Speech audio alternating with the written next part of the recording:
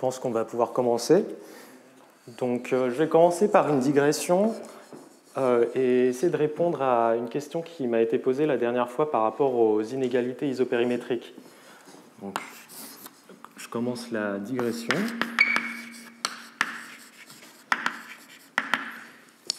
Et la question, c'était quelle est cette constante? Est-ce qu'il y a une constante optimale? Est-ce qu'elle est connue? Et la réponse est en fait oui, je suis allé chercher. La réponse est due à Almgren. Et il a montré dans les années 80 la chose suivante.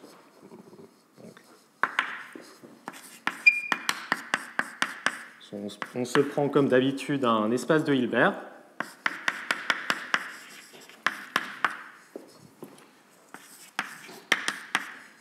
Et une sous-variété compacte sans bord.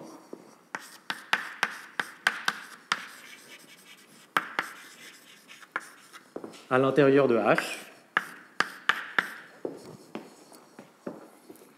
de dimension n. Et on veut trouver une autre sous-variété compacte dont le bord est T avec un contrôle sur l'air. Donc, Almgren montre la chose suivante. Il existe une sous-variété compacte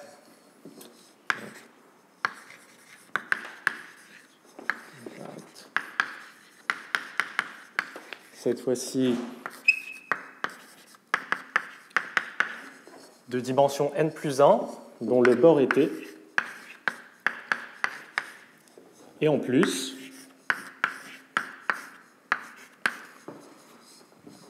on a l'inégalité suivante.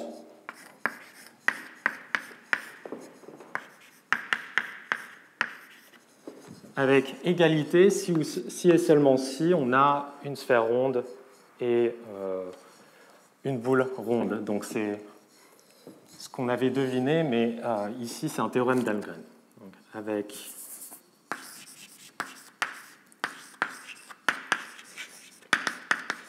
Avec égalité, si et seulement si, Q est une boule euclidienne ronde.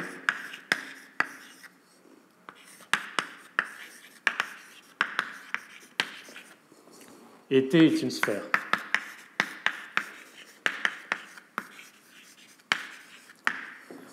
Voilà. Donc avant ce théorème, il y avait des résultats partiels de Federer et Fleming qui ont tout d'abord prouvé qu'il existait une inégalité isopérimétrique dans Rn pour tout n. Et ensuite, Gromov a montré que c'était une constante qui était indépendante de la codimension, qui dépendait que de la dimension du bord T. Et ensuite, Almgren a trouvé la constante optimale. Voilà, donc c'est la fin de la digression. Hop.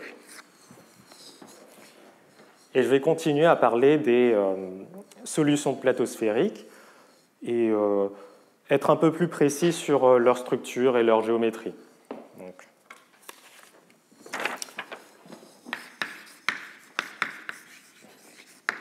je vais faire un petit rappel de ce qu'on est en train de considérer. On a un groupe gamma. On a un espace K gamma 1 que je vais noter par X.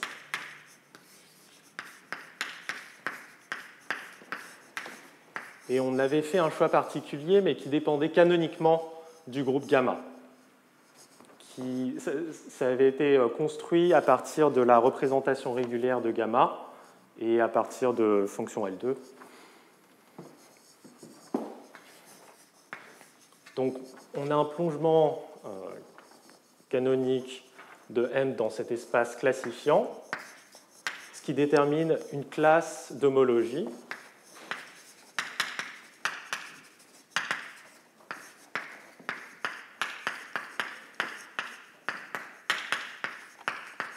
qui elle-même détermine une famille de courants intégraux.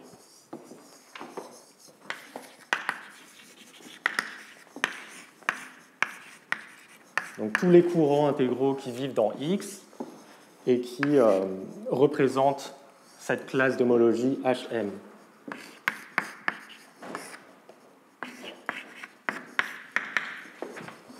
Et on se donne une suite qui minimise la masse.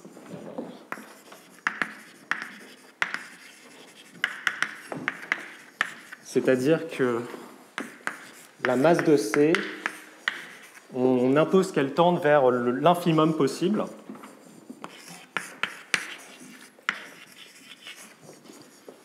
Et cette valeur s'appelle le volume sphérique. Ça a été défini par Besson-Courtois-Gallo dans un contexte très similaire.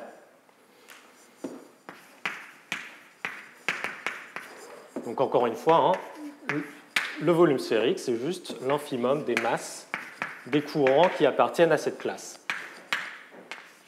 Hop.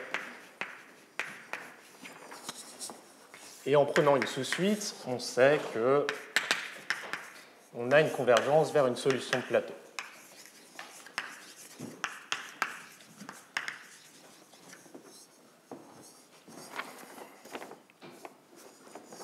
Voilà. Et a priori, C infini, c'est juste un courant intégral de dimension n qui vit dans un espace de Banach, E chapeau. Et on aimerait en dire un peu plus sur la structure de C infini, parce que si c'est juste un courant dans un espace de Banach, ce n'est pas tellement intéressant. Mais heureusement, parce qu'on est en train de considérer un problème très spécifique, on va pouvoir en dire plus sur un espace ambiant qui contiendrait ce C infini. Mais pour cela, il faut d'abord que je vous donne une définition. Je vous rappelle que ce X ici, cet espace classifiant, c'est une variété de Hilbert plutôt gentille, mais le rayon d'injectivité de X peut tendre vers 0.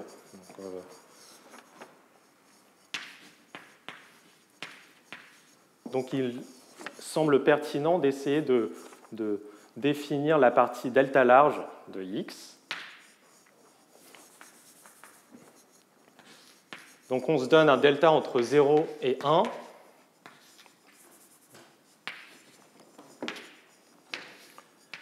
Et la partie delta large de X, ça va être juste l'ensemble des points où le rayon d'injectivité est plus large strictement que delta.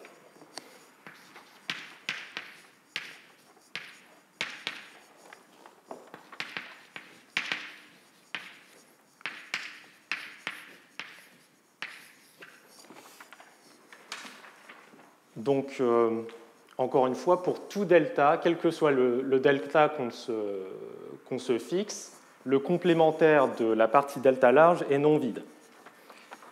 L'intérêt d'introduire cette partie delta large, c'est que localement, de façon uniformément, localement, en chaque point de la partie delta large, la variété est uniformément bien approximée par un espace de Hilbert plat.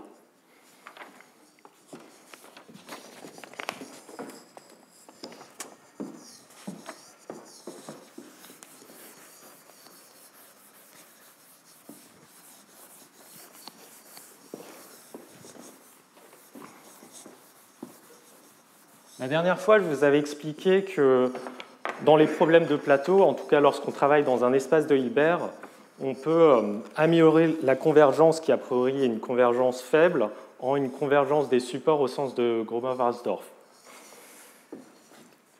On peut essayer d'appliquer ce principe pour ce problème de plateau. Et ce que ça donne, c'est ce théorème que je vais appeler théorème d'amélioration de la convergence.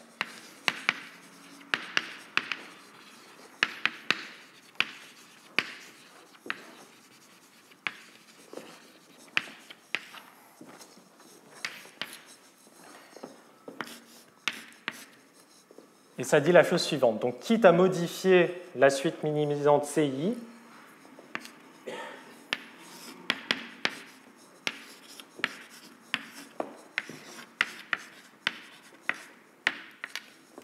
on peut améliorer donc la convergence des supports. Tout d'abord, CI chapeau converge faiblement intrinsèquement toujours vers la même limite, c'est infini. Mais en plus, donc pour cette suite,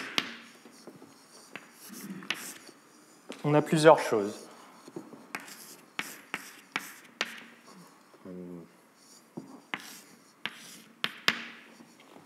Si on considère la partie du support de CI chapeau restreint à la partie 1 sur K large,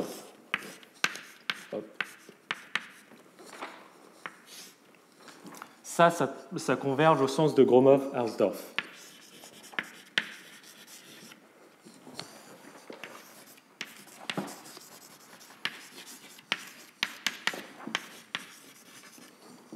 Vers une limite que je vais appeler xk infini.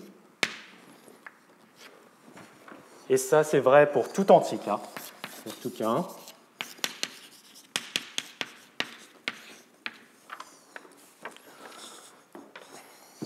Ça, c'est la première chose.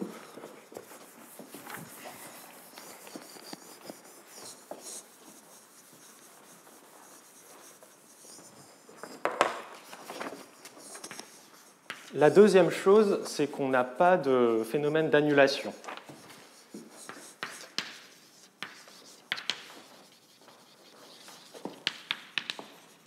Donc pas d'annulation au sens où cette limite de Gromov-Hausdorff, c'est un sous-espace qui est inclus dans le support de la limite au sens des courants.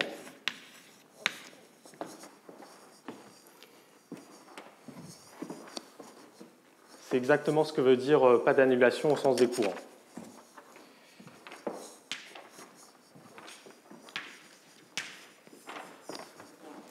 Donc en particulier, si par exemple pour tout i, ce sous-ensemble est non vide, alors la limite de Gromov-Hausdorff est non vide, et comme c'est dans le support de C infini n'est pas un courant trivial, n'est pas le courant zéro.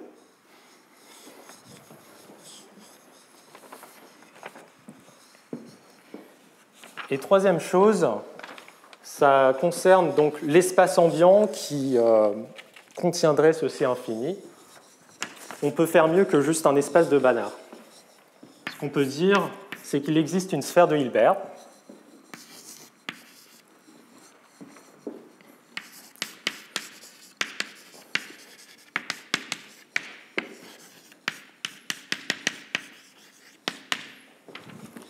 Donc ça, S infini est une sphère unité de Hilbert. Ensuite, on a un groupe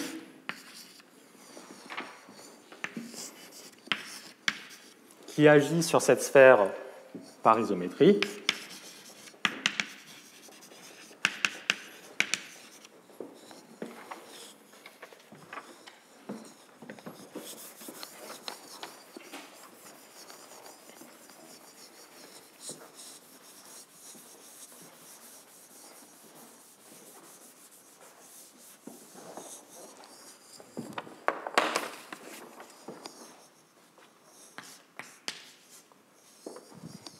Tel que donc C infini se plonge naturellement et de façon isométrique dans le quotient, donc dans ce quotient sphérique.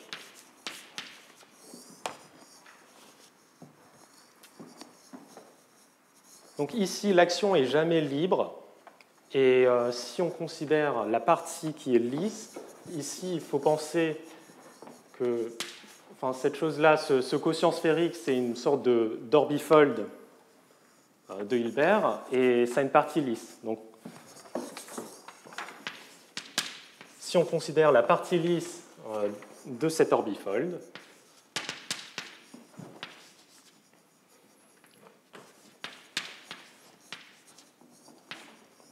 donc on considère le oméga infini suivant.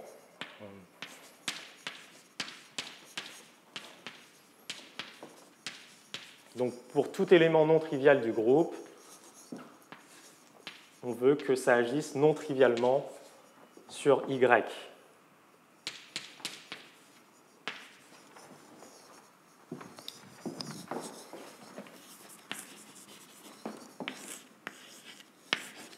Alors on considère la restriction de ce courant intégral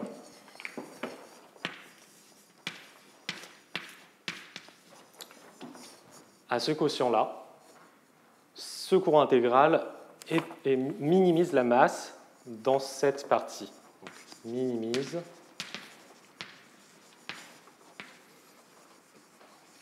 la masse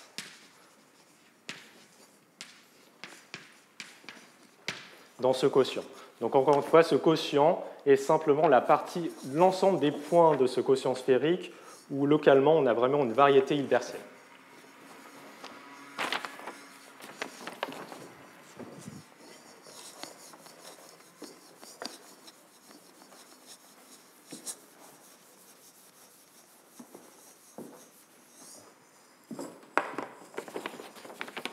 Et lorsqu'on a... est-ce que j'ai envie de le dire maintenant ? Je vais peut-être le dire plus tard, mais lorsqu'on a comme ça un courant intégral dans une variété de Hilbert qui minimise la masse, c'est très bien parce qu'on a des résultats de régularité. Et sur un ensemble dense et ouvert, on a en fait une sous-variété lisse qui est minimale. Et c'est un peu l'avantage de travailler dans les courants, avec ces courants intégraux.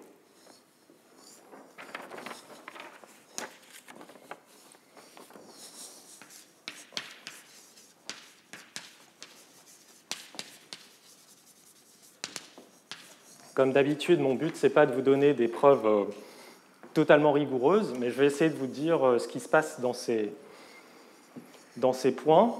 Donc pour le premier point, j'ai quasiment tout expliqué la dernière fois. Donc la dernière fois, on a utilisé le principe variationnel d'Ekland pour changer le support donc, de cette suite et de montrer que les nouveaux supports convergeaient bien au sens de Gromov-Hausdorff. Donc c'est simplement ça.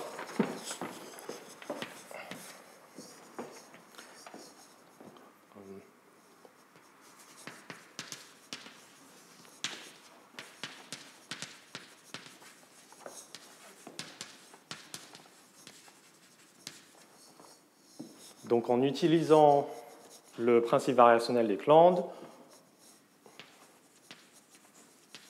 on écrase les tentacules.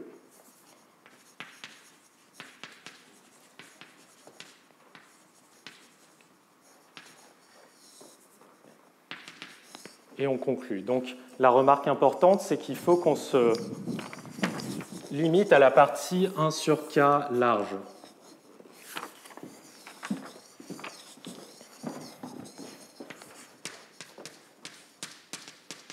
Si on se fixe un entier K,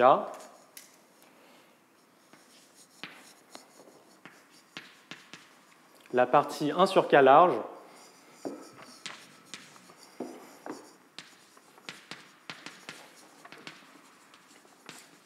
est donc bien approximée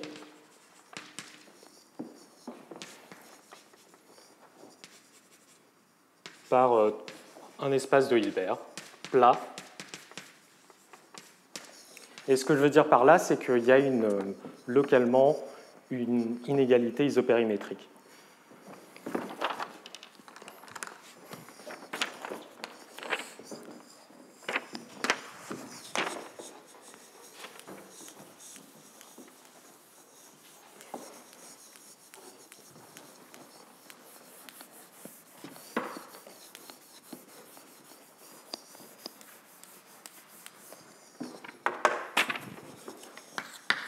C'est-à-dire uniformément localement.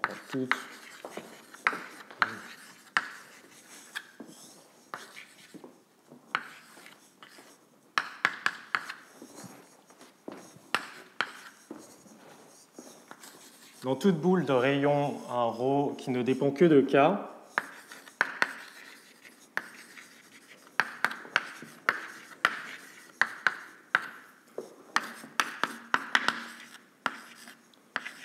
on a une inégalité isopérimétrique.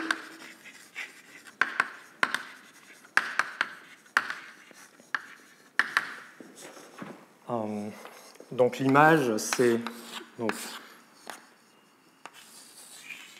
dans l'espace plat, effectivement, on a l'inégalité isopérimétrique. Donc si on a un rayon d'injectivité qui est suffisamment large, Bon, même si on n'est pas exactement plat, on a tout de même localement cette inégalité, mais elle devient fausse, effectivement, lorsque le rayon d'injectivité est très petit.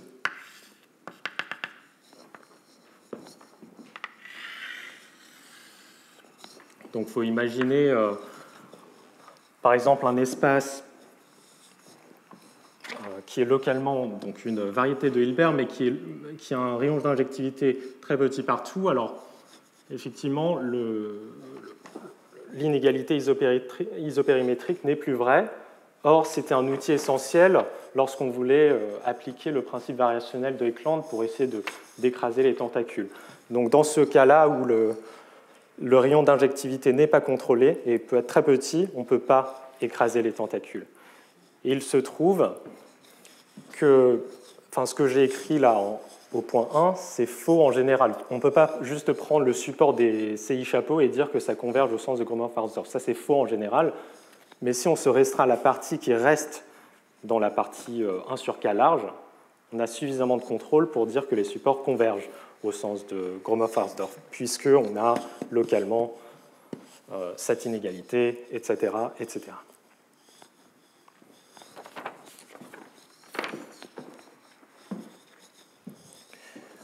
Voilà. Donc ça, c'était pour le premier point. Et donc, encore une fois, essentiellement, c'est ce que j'ai raconté la dernière fois. Pour le deuxième point,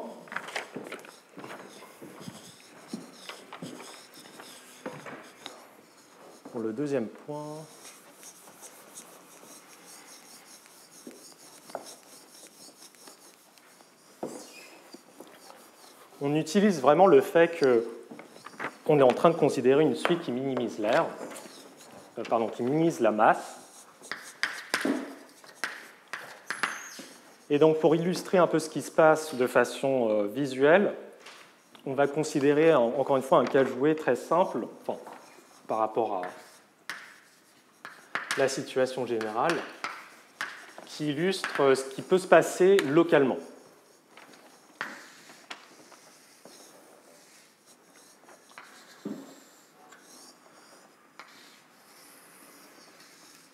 Donc, a priori, localement, ce qui peut se passer, c'est qu'on ait comme ça des courants qui vont s'annuler dans la limite, qui ont une grande masse, mais qui, dans la limite, disparaissent.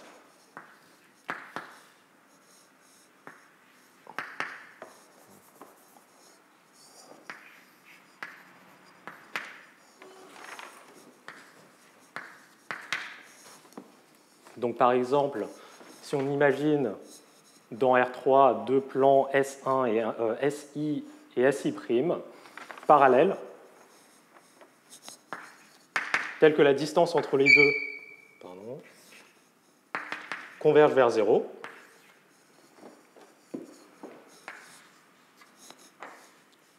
Comme ce sont des courants, on leur met une orientation.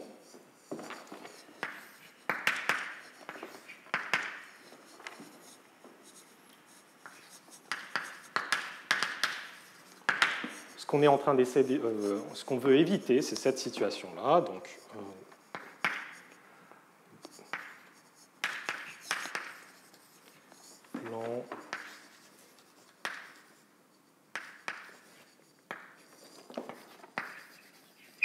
ce sont deux plans parallèles qui convergent vers le plan Z égale 0. Donc, on est dans R3.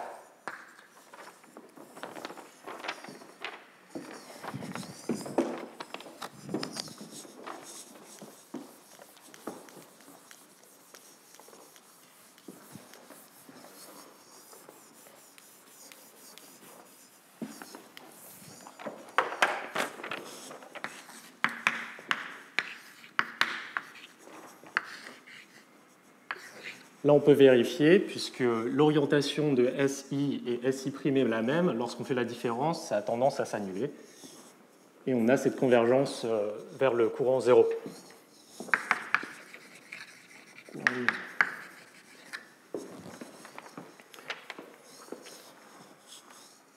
Donc, on a envie de d'avoir une méthode générale pour modifier ce type de courant, un courant qui est en compétiteur qui est meilleur que la différence des SI moins SI'.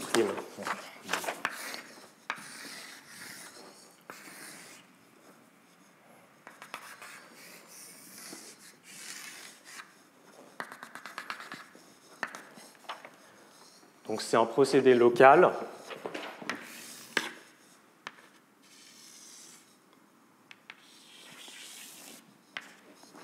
On considère la boule centrée en 0 de rayon 1.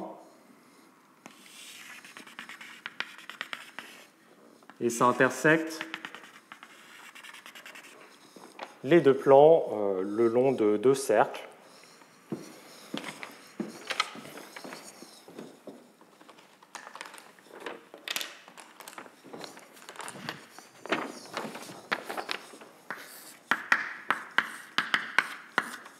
Hop. Donc lorsqu'on regarde la restriction de cette différence à la boule de rayon 1, on a que ça peut s'écrire de la forme suivante. Donc le bord d'un certain ouvert de R3 moins une surface RI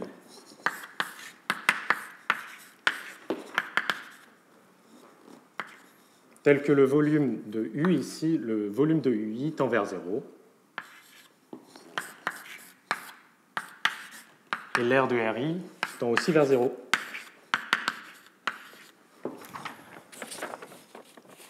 Donc ici, RI n'est rien d'autre que cette surface.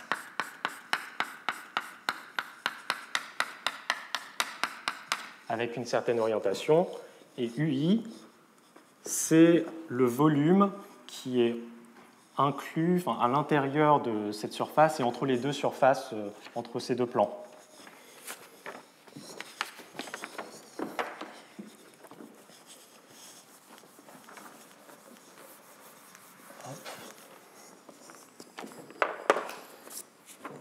Donc ici, ce qu'on a envie de faire, c'est de remplacer cette différence par quelque chose qui est une aire strictement inférieure.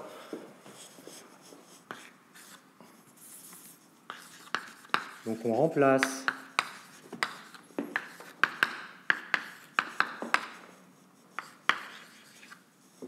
la différence par un nouveau courant.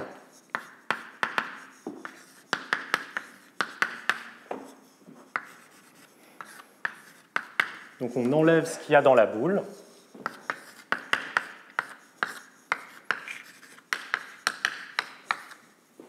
Et on ajoute une nouvelle surface. Donc on a un TI qui est homologue à la surface originale, mais on peut vérifier que l'air est strictement inférieur, de façon uniforme. Donc on a fait mieux.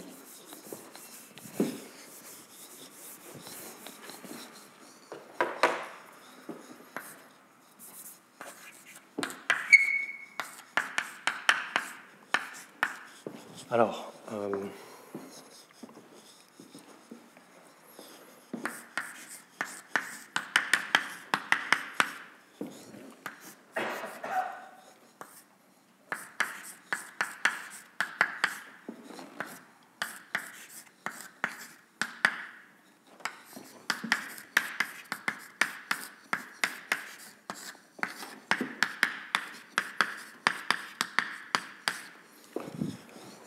voilà, donc on fait une estimation de la masse de TI. Donc la masse de TI, c'est la masse du courant original moins ce qu'on a enlevé et plus ce qu'on a ajouté. Mais ce qu'on a ajouté, c'est une masse qui tend vers 0. Ça tend vers 0. Mais ce qu'il y a ici, c'est uniformément grand. Hop.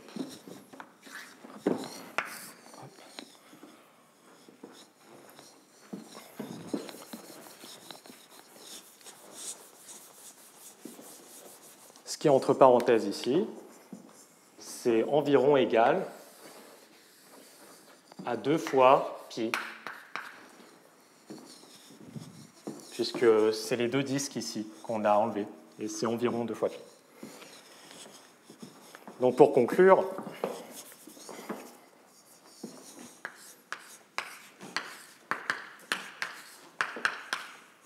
un courant comme SI moins SI' ne peut pas être inclus dans une suite minimisante. Donc localement, on ne voit jamais ce type de configuration où deux courants s'annulent dans la limite. Tout simplement parce qu'on a choisi les CI ou CI chapeau de telle sorte qu'ils minimisent la masse.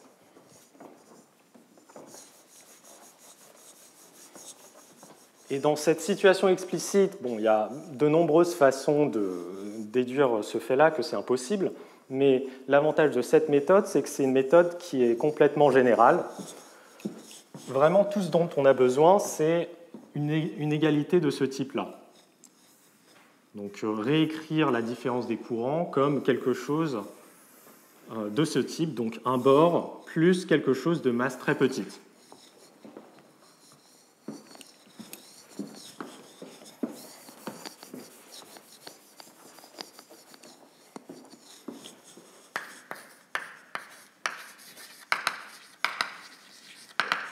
Donc en général,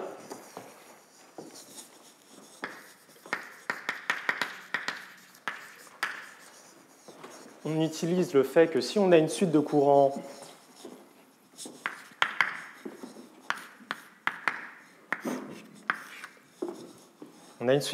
qui tend vers une limite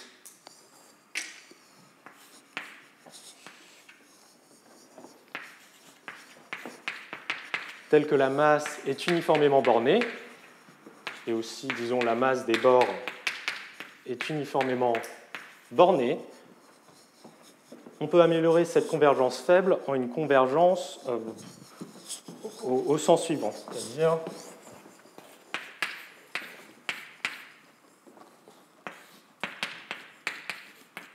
il existe des courants UI et RI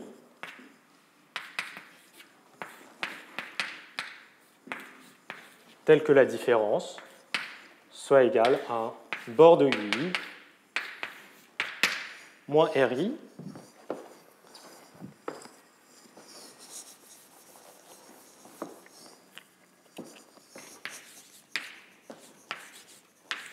et la masse de UI tend vers 0, la masse de RI tend vers 0.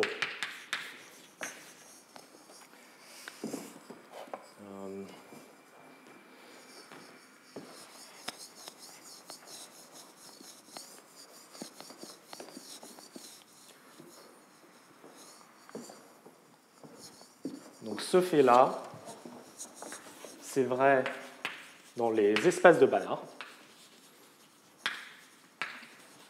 en particulier dans les espaces de Hilbert, et c'est dû à Wenger.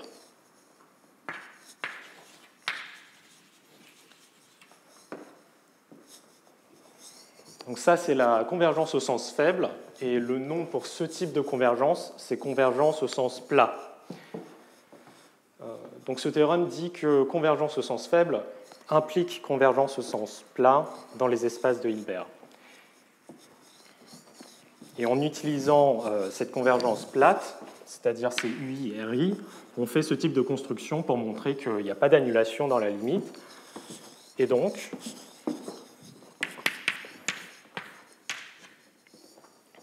que la limite des supports est dans le support de la limite.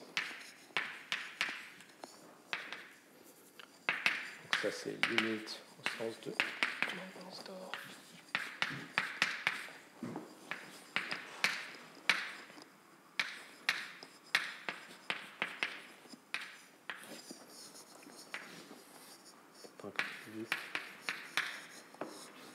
Dans le support de la mesure limite, si vous voulez.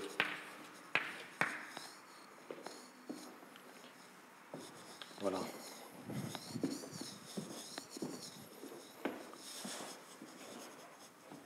Donc, encore une fois, hein, puisque ici, c'est vrai dans les espaces de Banach, ça va être vrai, en tout cas pour un cas fixé, ça va être plus ou moins vrai dans cet espace-là.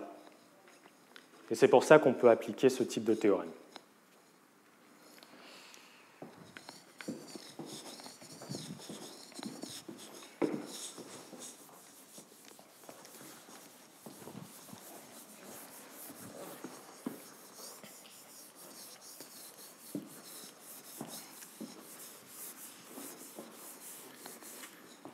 Donc le troisième point que j'avais envie de traiter, c'est de dire que les solutions de plateau vivent en fait dans un quotient sphérique.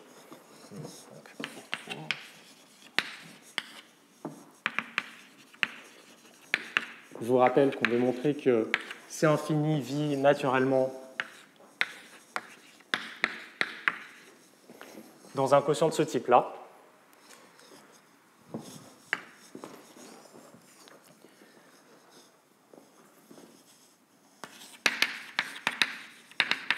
Donc en fait, qu'est-ce que c'est que ce S infini? Ça va être une ultralimite.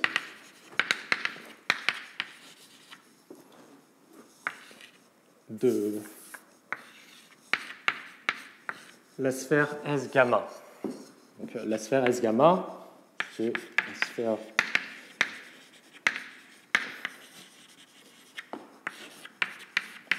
c'est une sphère unité dans un espace L2 dont j'ai parlé la dernière fois.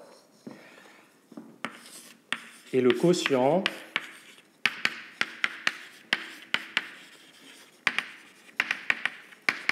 c'est une ultralimite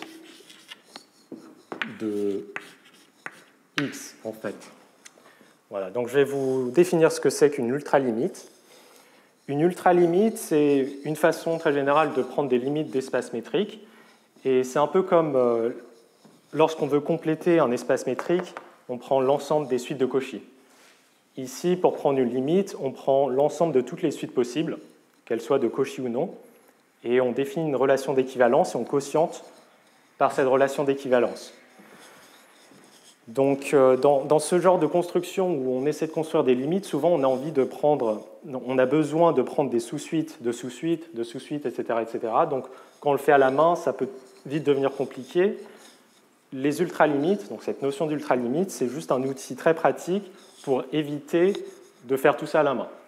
Donc, les ultralimites vont prendre des sous-suites de sous-suites convergentes pour vous.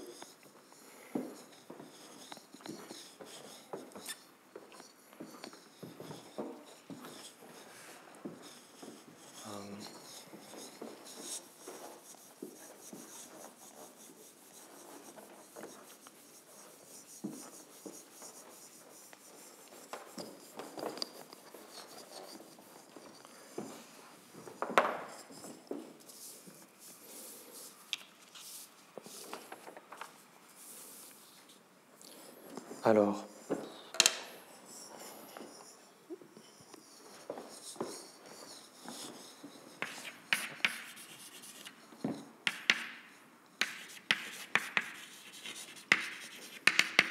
pour la définition, elle est... Bon, je vais vous en parler, mais si vous voulez connaître la définition et plus de propriétés pour les ultralimites, vous pouvez voir le livre de Britson Pfaffiger ou celui de Drutu Kapovic.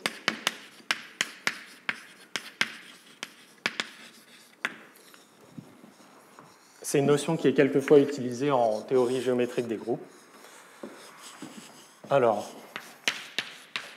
pour définir une ultralimite, il faut d'abord définir un ultrafiltre.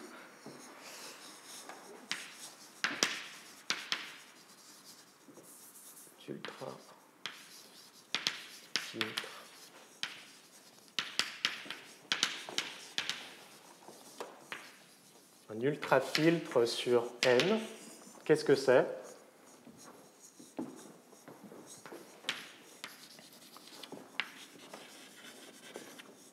C'est une mesure de proba, oméga, qui est finiment additive.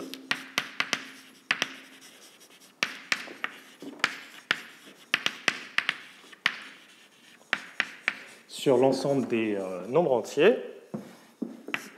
à valeur dans 0 ou 1. Donc, tel que pour tout sous-ensemble des entiers,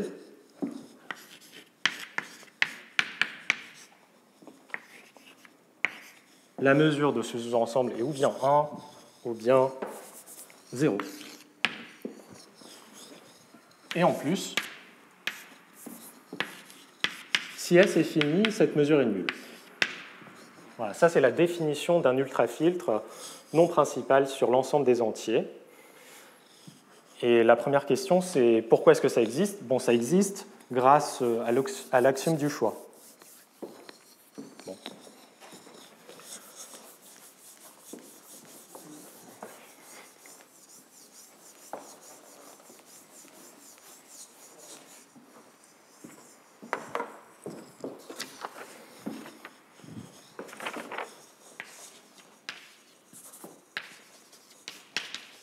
Une telle mesure existe.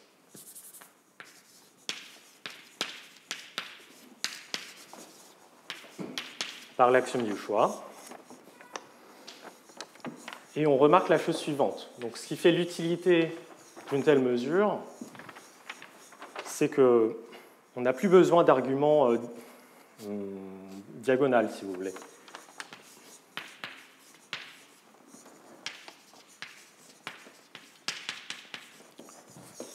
Si on se prend n'importe quelle suite d'entiers réels bornés,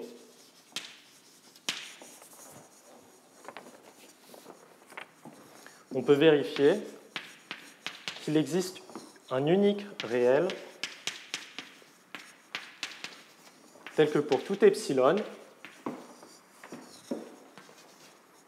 la mesure par oméga de l'ensemble des indices tels que AM et epsilon proche de L, cette mesure est égale à 1.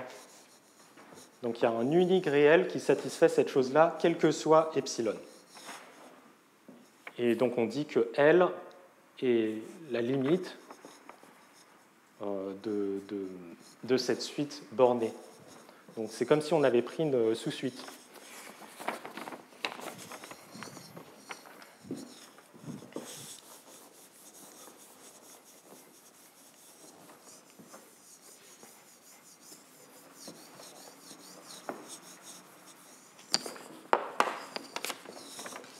Donc ce qu'on écrit, c'est que la limite des AM pour cet ultrafiltre oméga, c'est L. Voilà.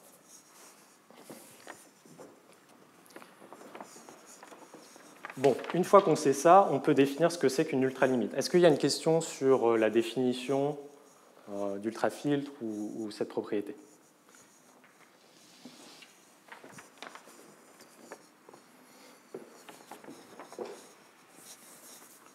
OK.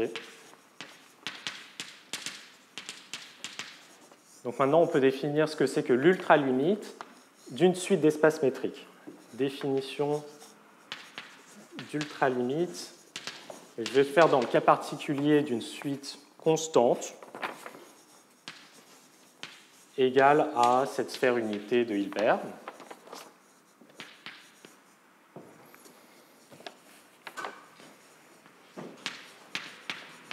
Soit oméga un ultrafiltre donné.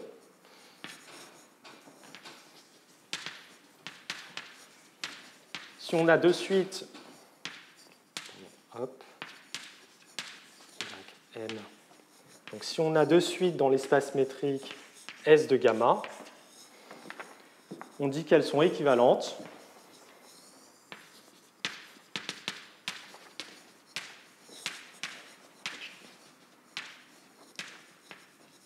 lorsque la limite au sens de oméga de la distance entre xm et ym est égale à 0.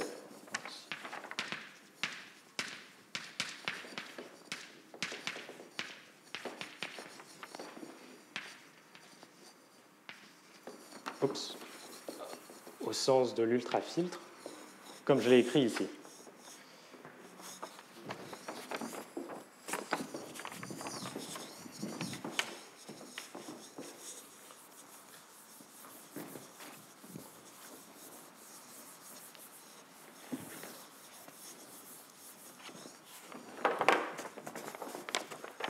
Et du coup, on veut que S infini, ça soit l'ultralimite de S gamma. Donc, qu'est-ce que ça veut dire? C'est l'ensemble des classes d'équivalence de suite.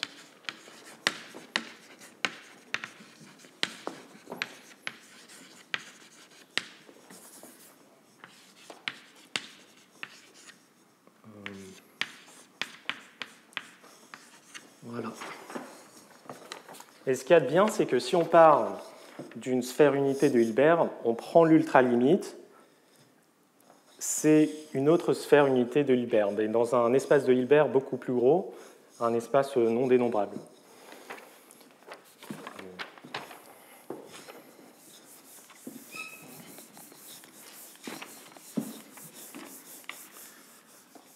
Et en tout cas pour moi, cette notion, c'est un peu comme la distance, enfin la convergence au sens de Gromov-Harsdorff. La première fois qu'on voit la définition, c'est pas très impressionnant, mais si on essaie de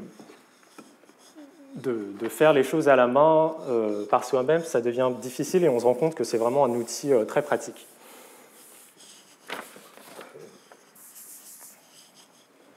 Voilà, donc cette sphère de Hilbert, c'est un truc énorme et on sait que c'est donc l'ultralimite de cette suite de sphères. Sur ces sphères, gamma agit par isométrie et ça induit une action par un groupe sur cette sphère de Hilbert. Donc, je vais expliquer ce point-là.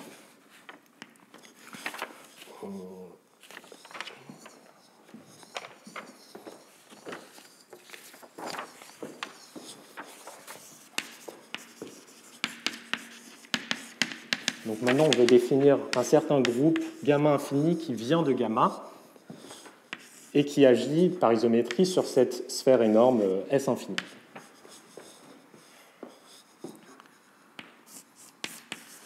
Donc qu'est-ce que c'est que gamma infini?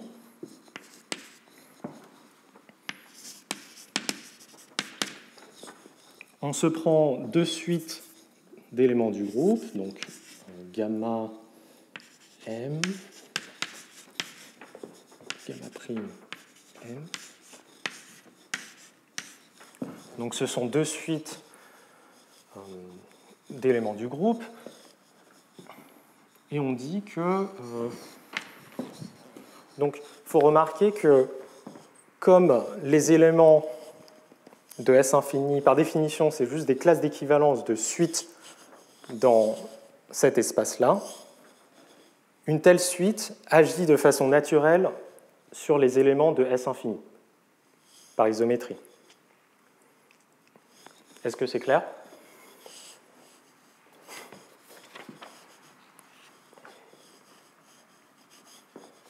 Voilà. Et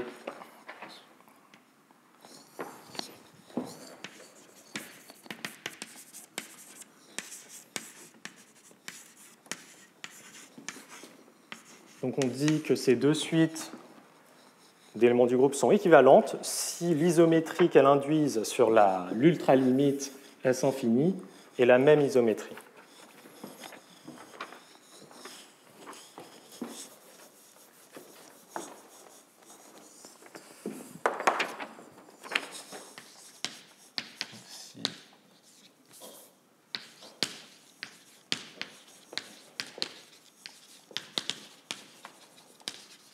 Induisent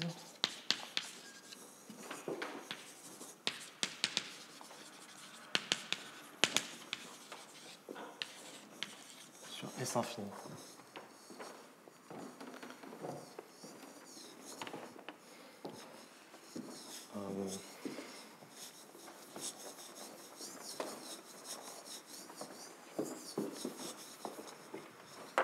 Ensuite, ce qu'on fait d'habitude, c'est qu'on prend gamma infini comme l'ensemble des suites, l'ensemble des classes d'équivalence des suites.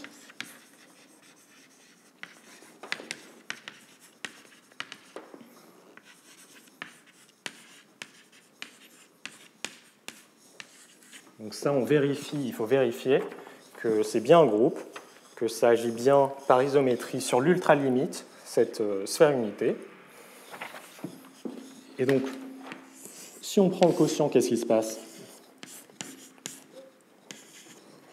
On peut vérifier que c'est,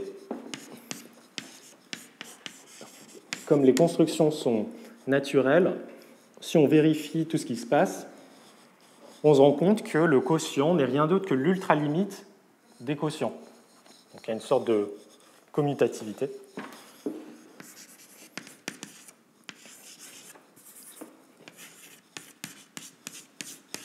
Hop.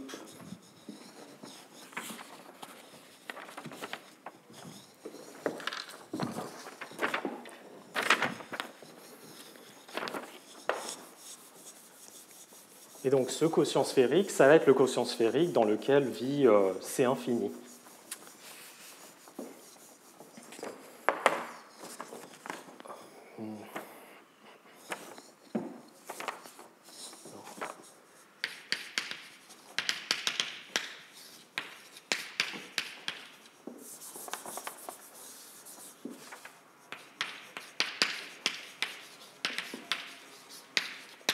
C'est essentiellement un orbifold de Hilbert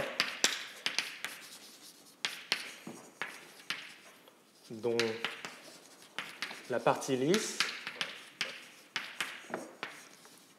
est ce que j'avais défini, donc oméga infini, quotienté par gamma infini.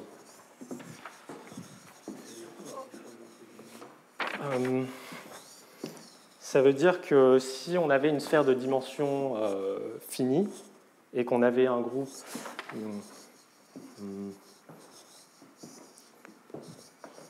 ce que j'ai envie de dire, c'est que si on a un groupe d'isométrie qui n'agit pas forcément de façon libre, ici en dimension finie, sur une sphère de dimension finie, le quotient est un orbifold. Bon, est-ce que c'est correct, ça?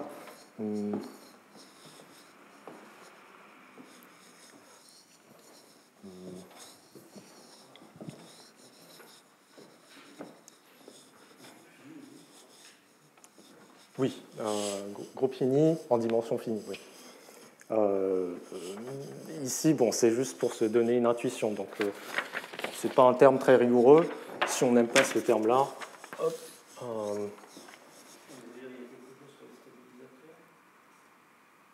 non, je veux juste dire que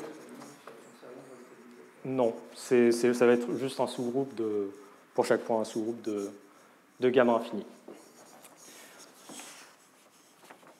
Bon, en tout cas, cet objet-là, ce quotient, contient une partie qui est vraiment une variété de Hilbert, donc qui peut être définie avec des cartes. Et c'est exactement cette partie-là. Ou oméga, je rappelle. Hein. C'est justement l'ensemble des points où l'action est libre.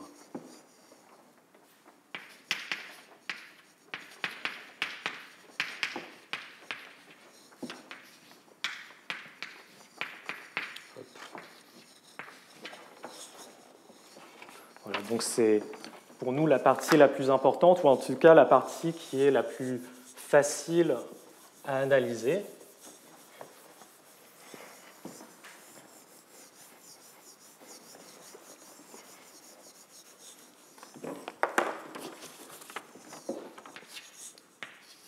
Mais tout d'abord, il faut que je vous explique pourquoi, en tout cas, le support de C infini se plonge isométriquement dans ce quotient sphérique, naturellement. Et donc C infini est un courant intégral dans cet espace métrique, au sens de Ambrosio-Kirchheim.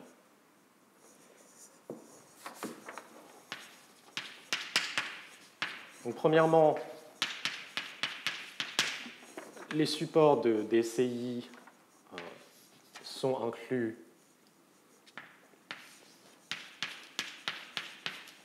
dans ces quotients sphériques. Et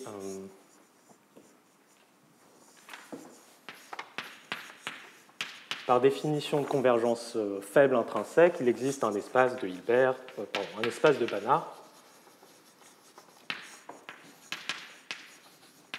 tel que les supports se plongent aussi dans cet espace de Banach.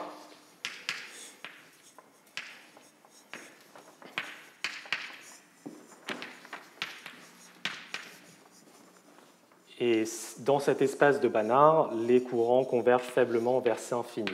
Donc si on regarde à ce que ça veut dire en termes de support, chaque point du support de C infini dans E chapeau est une limite d'éléments dans le support DCI. Et donc, si on identifie un point avec toutes les suites qui sont contenues dans les supports DCI qui convergent vers ce point, ben on obtient exactement quelque chose comme ça, que le support, par exemple, de C infini est bien inclus de façon isométrique dans cette ultralimite. Je vais vous expliquer plus tard pourquoi est-ce qu'on a vraiment besoin de sortir de ce quotient-là et, par exemple, d'utiliser des ultralimites, parce que pour l'instant, ce n'est pas encore très clair pourquoi. Mais ça va le devenir.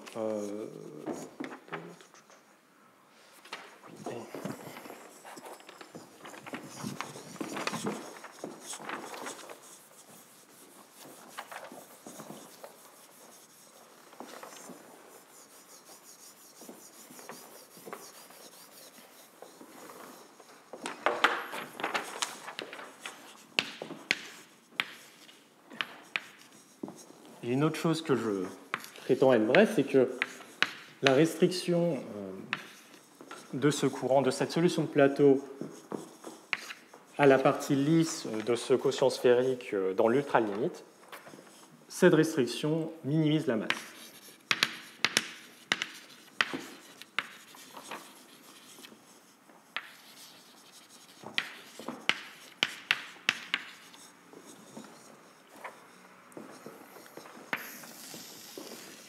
Minimise la masse. Je vous rappelle que cette partie lisse est localement isométrique à une sphère unité dans un espace de Hilbert.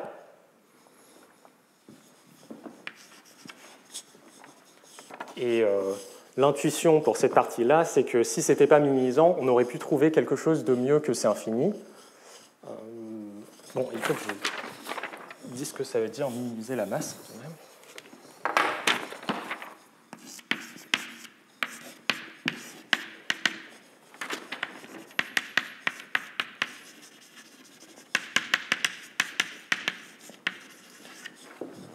La définition de minimiser la masse ici, c'est pour tout courant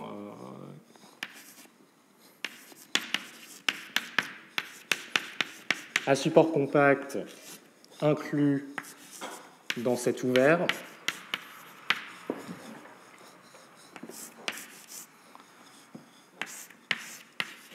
la masse de C infini est plus petite ou égale à la masse de C infini plus le bord de Q. C'est exactement ça que ça veut dire minimiser la masse.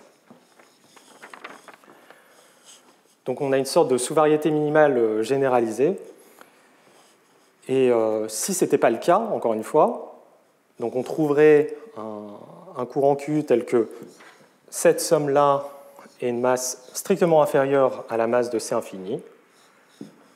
Donc on regarde ce que ça veut dire d'avoir pris une ultralimite, on essaie de remonter avant la limite, et on aurait construit quelque chose qui contredirait le fait que la suite CI est minimisante.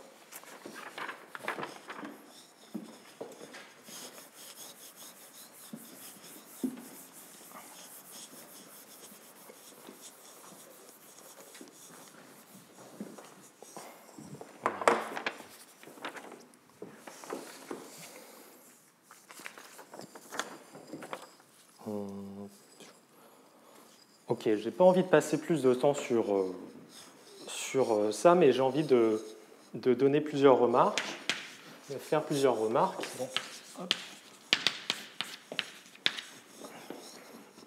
La première remarque, c'est que ce genre d'objet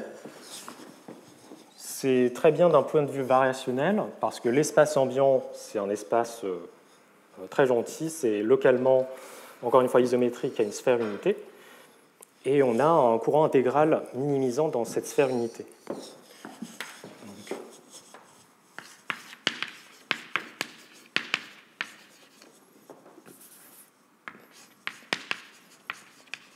D'après Ambrosio, de l'hélice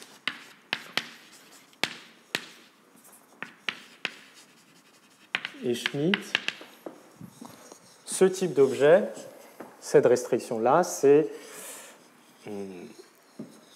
sur un ensemble dense, c'est vraiment une sous-variété lisse.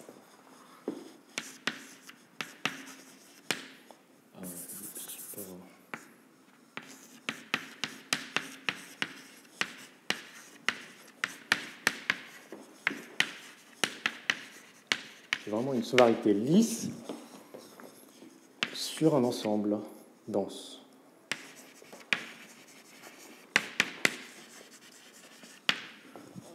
Voilà.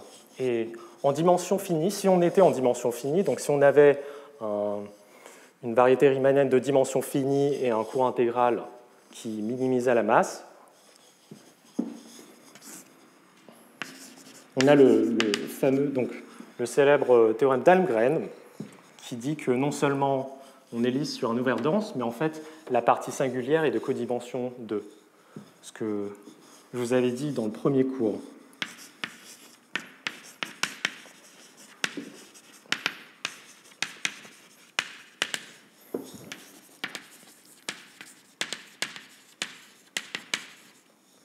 De codimension 2. Et les gens pensent que c'est vrai en dimension infinie dans le cadre hilbertien, mais il n'y a pas encore de preuve. Pour l'instant, il y a juste ce théorème, qui est très récent, qui date d'il y a 3 ans. Mais l'espoir, c'est qu'effectivement, même dans ce cadre plus général où on est dans une variété hilbertienne, on a ce théorème de codimension 2 de Almgren. Et ça, c'est vraiment l'un des intérêts principaux de travailler avec des courants intégraux, c'est qu'on a des résultats de compacité très généraux, mais à la fin, on peut aussi montrer que c'est quasiment régulier. Bon, ce n'est pas régulier partout, on fait ce qu'on peut, mais c'est lisse sur un ouvert dense. Et cette partie lisse, donc c'est une sous-variété minimale localement dans une sphère unité.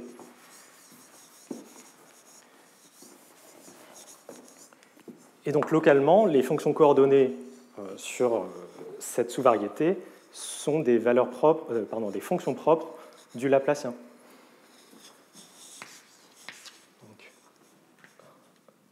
Donc si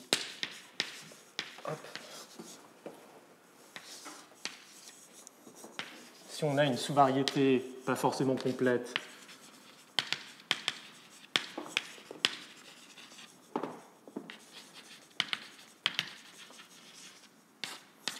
qui est lisse minimale, donc je vous rappelle qu'ici on a bien sur un ouvert dense une sous-variété lisse et minimale.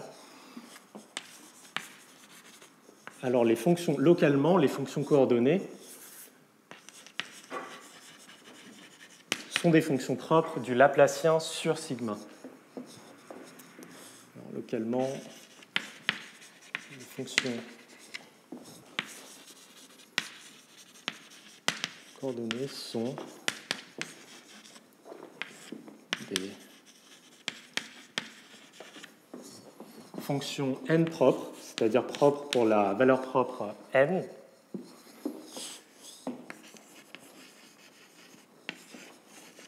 du Laplacien sur cette sous-variété. Et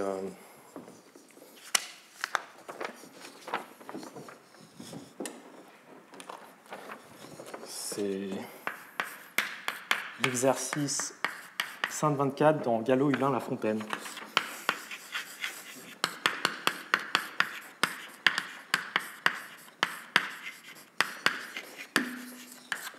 Ce qu'il y a de bien avec ce livre, c'est qu'il y a les réponses aux exercices. Donc, vous pouvez voir cet exercice, ça montre exactement ça. Ça me rappelle, ça m'évoque un peu ce qui se passe quelquefois en géométrie kählérienne, pour ceux qui savent, lorsqu'on construit des des métriques de Kähler-Einstein, dans certaines situations, on a un potentiel qui n'est pas lisse partout, mais simplement continu, mais qui est lisse sur un ouvert dense, par exemple, où ça satisfait, le potentiel satisfait une équation du second degré très sympa. Ici, c'est un peu pareil. Donc, chaque fonction coordonnée est une fonction qui est seulement continue sur le support, mais sur la partie lisse de support, ça résout vraiment une équation du second degré très gentille.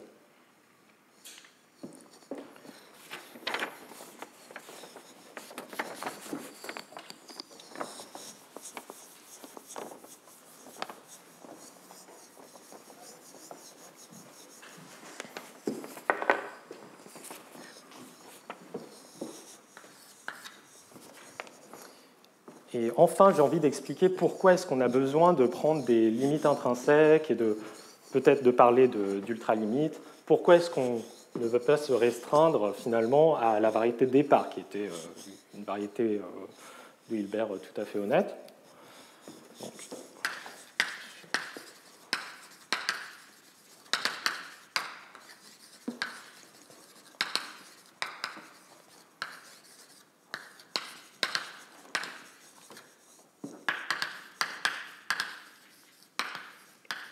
Donc pourquoi est-ce que on a besoin de construire des limites en dehors de l'espace de départ?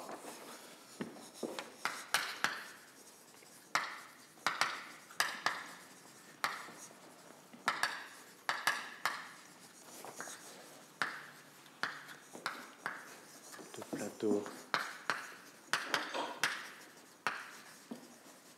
dans l'espace classifiant X lui-même. C'est parce que c'est jamais possible.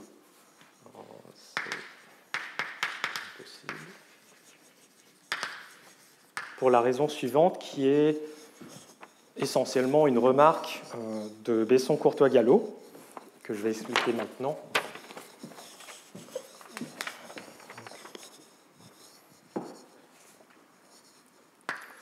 Impossible, c'est impossible, donc en général, c'est impossible.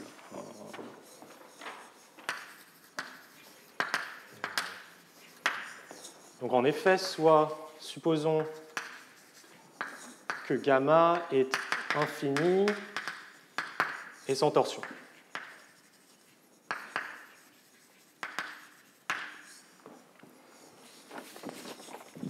L'idée, c'est de supposer par l'absurde qu'on a une solution de plateau, donc par exemple une sous-variété minimale dans cet espace, et de trouver mieux, de déformer cette sous-variété minimale en quelque chose qui a encore moins d'air. Et il se trouve que c'est toujours possible dans X, et c'est du fait de la dimension infinie.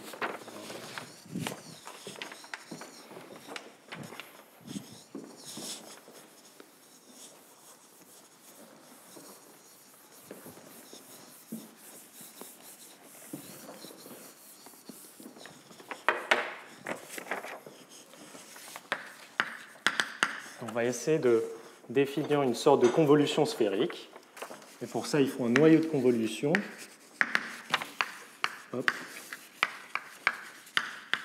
Donc, on suppose, ça existe toujours, hein, on suppose qu'on a une fonction état tilt strictement positive sur tout le groupe et de masse totale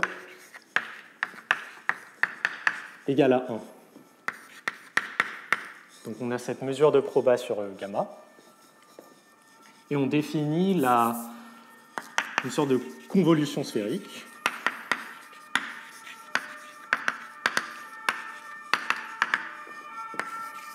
Qui est la chose suivante. Donc si f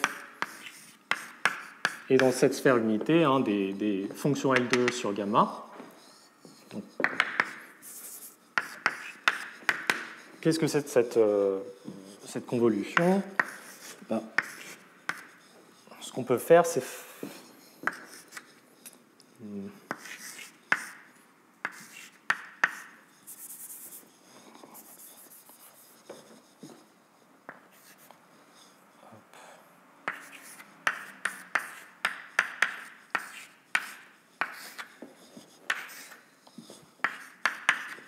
on va faire la chose suivante. Donc on a une fonction dans L2, on a ce noyau de convolution, et on fait la convolution avec le carré de f, puis on reprend la racine carrée pour que le tout retombe dans la sphère unité de l'espace L2 de gamma.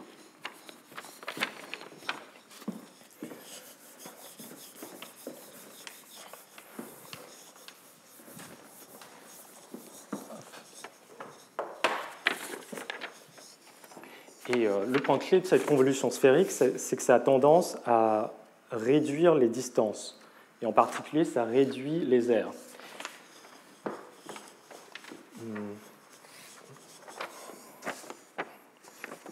Donc,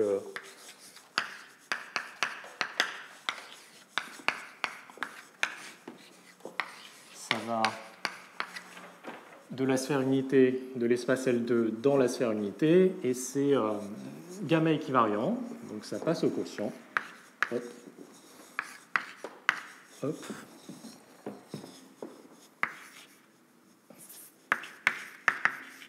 Et cette application réduit les distances. Réduit les distances. Donc pour vous montrer pourquoi, on va se prendre deux fonctions et on considère donc la distance L2 entre les deux convolutions.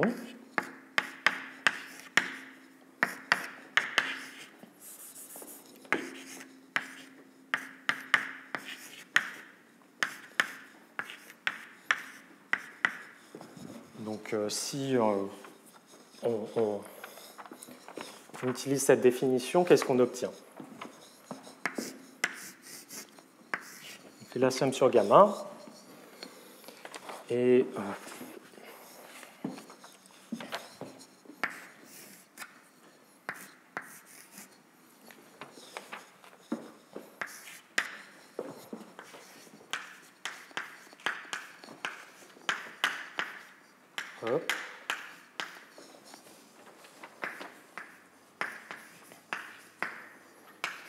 Donc j'ai un peu développé ici. Ça c'est F1, F2.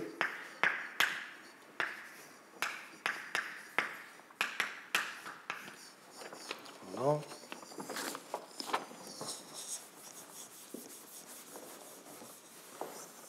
Donc encore une fois, cette observation c'est dû à Besson-Courtois-Gallo. Et moins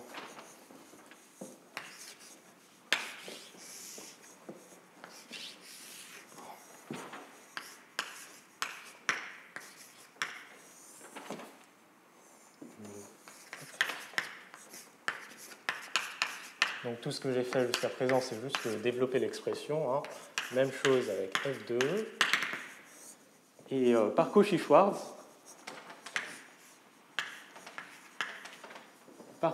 on applique juste Cauchy-Schwarz à cette expression et on obtient que ça, c'est plus petit que la norme L2 entre F1 et F2 au carré.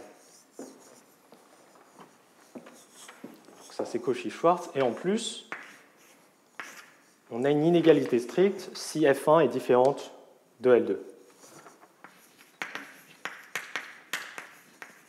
Donc qu'est-ce que ça veut dire? Ça veut dire qu'on a une application de ce quotient sphérique dans elle-même qui réduit toujours les distances. Et donc si on applique ça à n'importe quelle sous-variété, par exemple, qui est supposée être une solution de plateau, on obtiendrait une contradiction puisqu'on aurait une sous-variété de volume encore plus petit.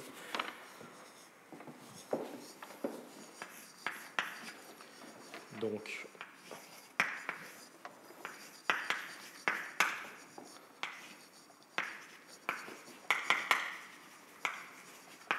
si on a un courant qui n'est pas à zéro, un courant nul, alors en fait, on ne peut jamais avoir l'égalité égale au volume sphérique.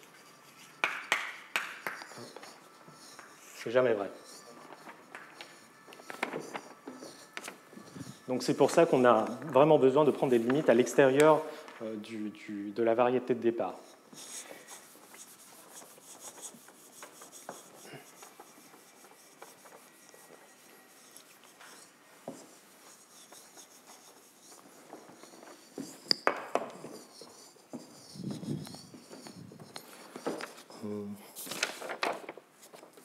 Voilà, donc j'en ai fini avec la structure des solutions de plateau sphériques. Si vous avez des questions, demandez-moi. Sinon, je vais passer à la section suivante qui est comment construire des solutions de plateau explicites. Donc, par exemple, le cas des variétés de dimension 3, le cas des variétés de dimension 3 qui sont hyperboliques, etc.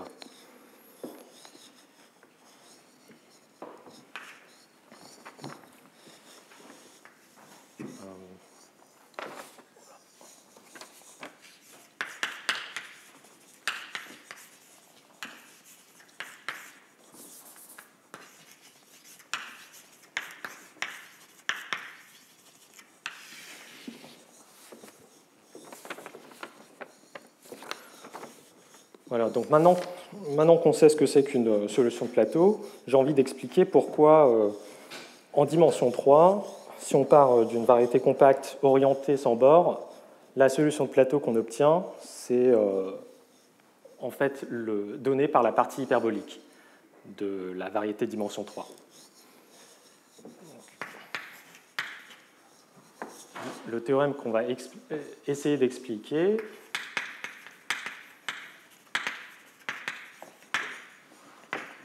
c'est la chose suivante.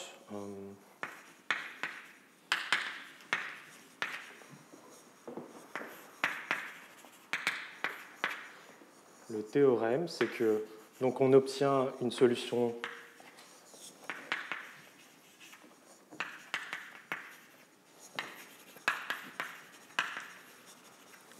de plateau, donc pour toute solution de plateau.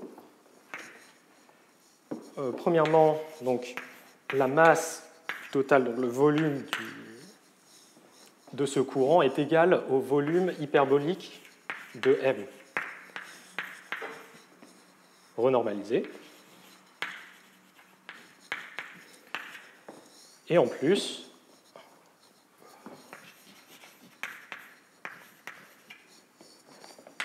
donc, l'espace métrique qui est le support de C infini est isométrique à, encore une fois, la partie hyperbolique de M. Pardon.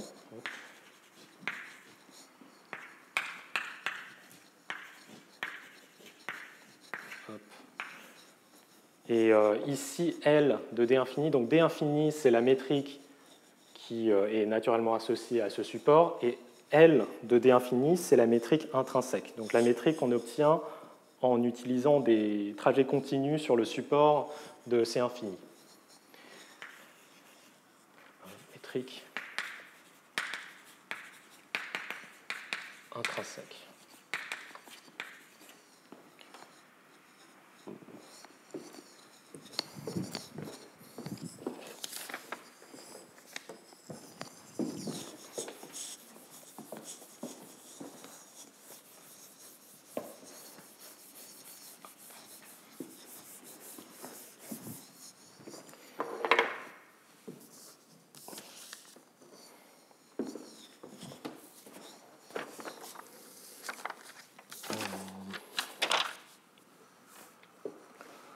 Voilà, donc la preuve de ce théorème et même l'écriture de cet énoncé est vraiment inspirée des travaux d'une part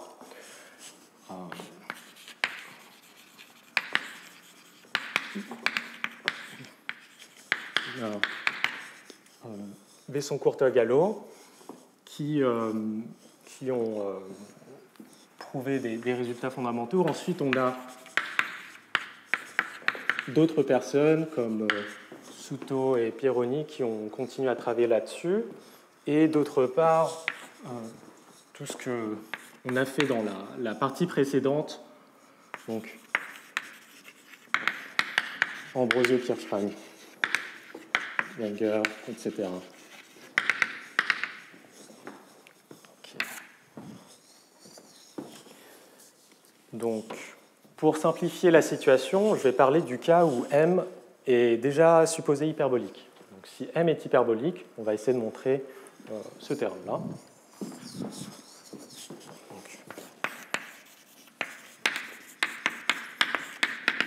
Simplifier, supposons que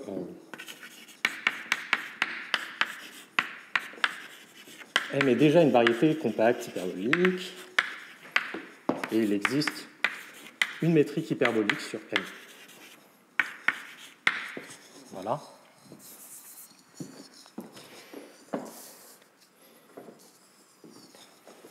Et donc la première étape, c'est pas vraiment de parler de solution de plateau, c'est d'essayer de montrer que le volume sphérique est en fait égal à ce volume-là. C'est vraiment la première étape si on a envie de comprendre ce qui se passe dans la limite.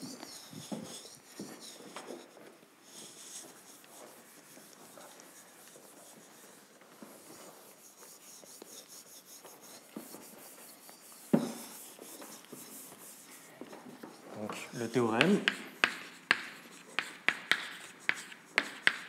qui est dû à Besson-Cours-de-Galois, c'est vraiment le calcul de la quantité, le volume sphérique.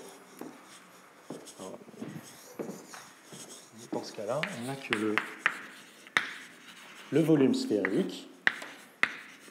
Encore une fois, M est 2 dimensions 3 hyperbolique. C'est égal au volume de M muni de la métrique hyperbolique sur 3.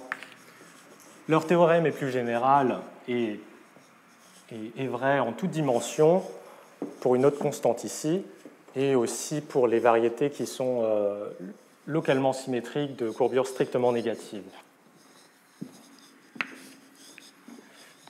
Et je vous rappelle que le volume sphérique, c'est juste...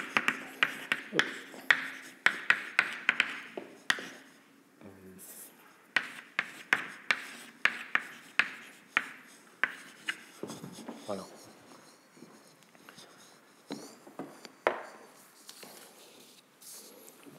Et donc, alors comment montrer un théorème comme ça? Donc déjà, un peu de contexte historique. Ce théorème avait été démontré à l'origine pour montrer une conjecture sur l'entropie volumique. Donc l'entropie volumique, c'est un invariant géométrique qui est plus célèbre en quelque sorte que le volume sphérique, qui a été plus étudié par la suite, donc, comme j'ai dit, Souto, Pironi, et plus récemment par exemple Babenko et Saburo. Mais j'aimerais... malheureusement, donc, le volume sphérique a été moins populaire en quelque sorte, et j'aimerais changer ça. Donc, ce théorème, comment dire, on a l'habitude de le voir sous la forme l'entropie volumique est égale au volume essentiellement du volume de la métrique hyperbolique. Mais en fait, c'est vraiment ça qu'il y a derrière. Et comment est-ce qu'on prouve un théorème comme ça? La méthode principale de Besson-Courtois-Galois, ça va être d'utiliser ce qu'on appelle l'application barycentre. Donc, je vais vous expliquer ce que c'est que l'application barycentre.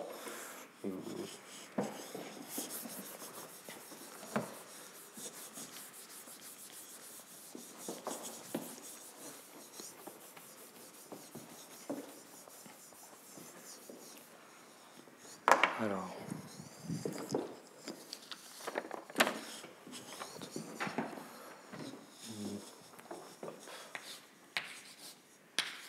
donc on considère le revêtement universel de la variété hyperbolique.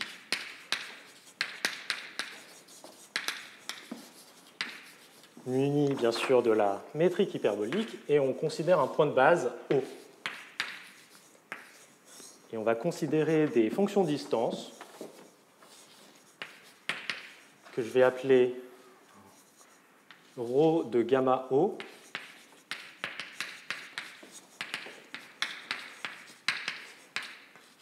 Voilà, donc ρ de gamma O, c'est simplement la fonction de distance à partir du point gamma O. Donc gamma agit par isométrie sur le revêtement universel, et un élément gamma va envoyer O sur gamma O. C'est une fonction qui est lisse sur la quasi-totalité de M tilde. Hop. Et donc, qu'est-ce que je suis en train de faire? Hop. Utilise l'application barycentre. Donc, pour définir l'application barycentre, j'ai besoin de ces fonctions distance. Une remarque qui vient de la géométrie hyperbolique, c'est qu'on peut faire une estimation de la hessienne.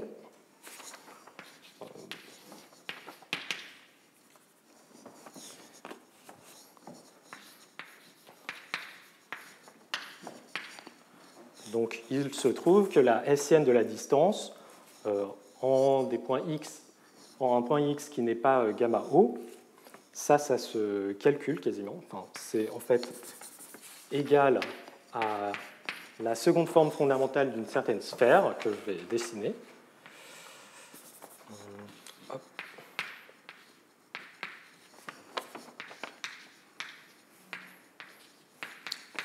Et parce qu'on est en géométrie hyperbolique, ça c'est au moins égal à, donc, au produit scalaire de U moins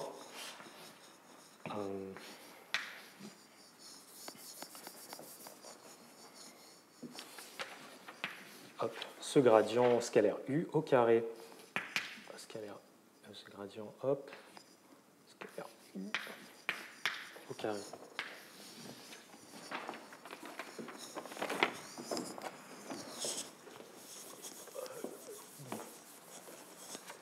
Pour clarifier un peu la notation ici, hein,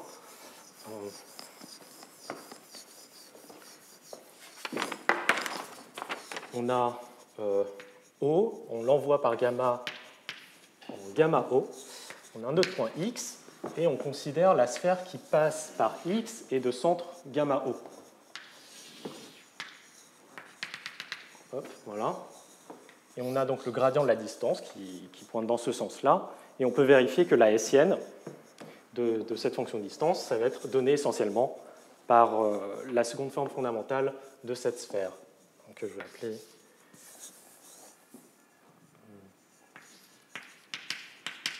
Voilà. Et il se trouve que lorsqu'on est dans le plan, là on est dans le plan hyperbolique, ces sphères sont toujours uniformément convexes et satisfont cette borne inférieure sur leur forme fondamentale. Donc c'est uniformément convexe. Donc à quoi va servir l'application barycentre? Ça va servir à montrer la direction difficile qui consiste à montrer que le volume sphérique est plus grand que ce volume, cette valeur explicite.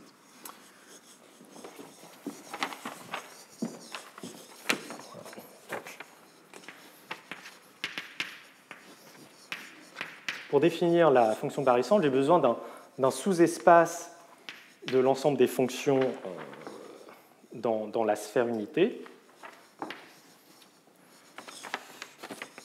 Que je vais noter S+.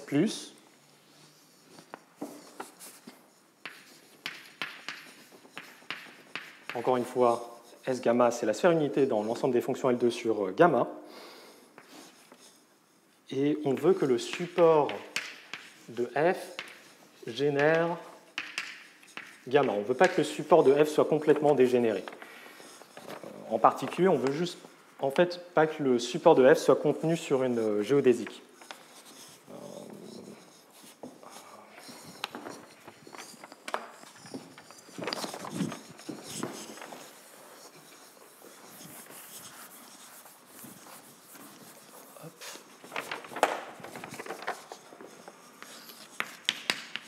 Donc, on met ça, et on peut prendre aussi le quotient. Hein. Et si on se prend cette fois une fonction dans ce sous-ensemble S+, on peut définir une fonctionnelle c'est une fonction réelle sur mtilt, qui est une sorte de somme pondérée de distance. Hop.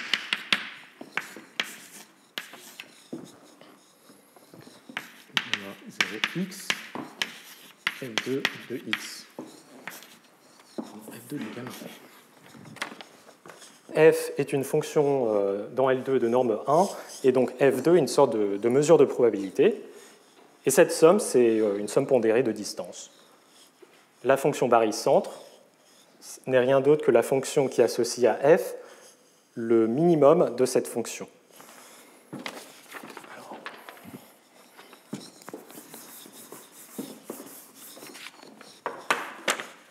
Alors,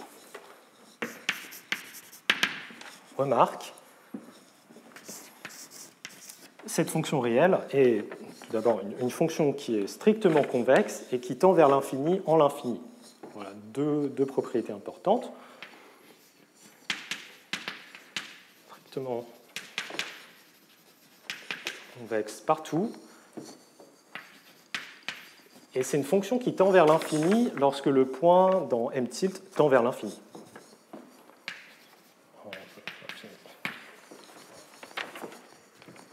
Bon, pourquoi est-ce que ça c'est vrai? On calcule la hessienne de cette somme de fonctions. Donc, c'est une somme de hessienne de la fonction distance. Et donc, on a ça. Donc, d'après cette formule, la hessienne de la fonction distance est strictement positive dans les directions orthogonales au gradient. Donc, ça correspond juste au fait que la fonction distance, elle n'est pas strictement convexe dans le sens du gradient. Mais par choix de ces fonctions ici, donc on a suffisamment de gamma non nul ici pour avoir suffisamment de fonctions distance ici pour que dans toutes les directions, ça soit strictement convexe.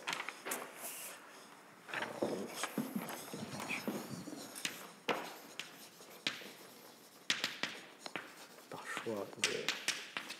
Donc c'est vraiment par donc définition de S+, F est dans S+, et par cette propriété générale. Voilà, donc un minimum existe et est unique.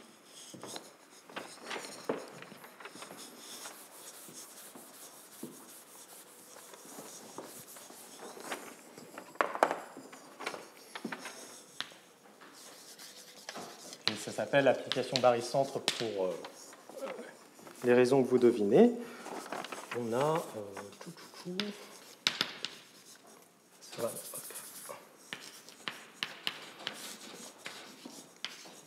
ça va d'un espace de fonction L2 dans le revêtement universel.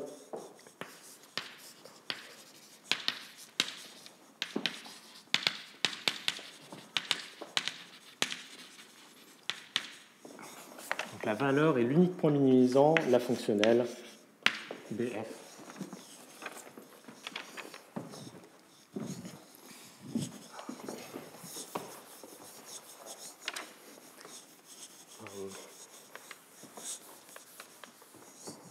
Voyons voir.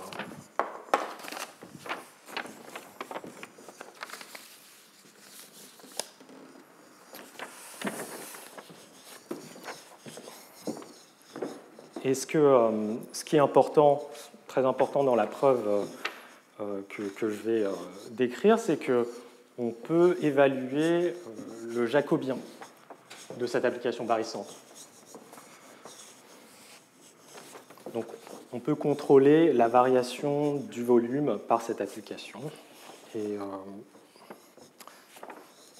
donc, j'ai besoin de décider.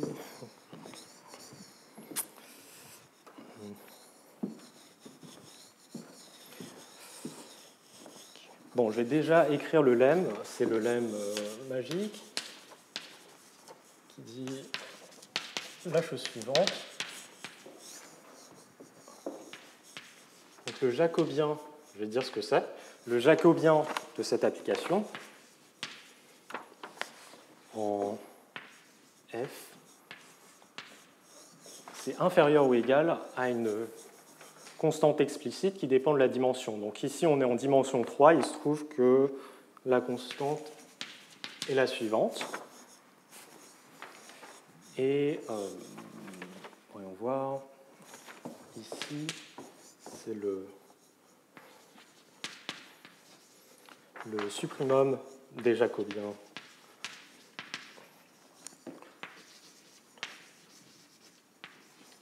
de l'application barycentre restreinte à un n-plan dans S+.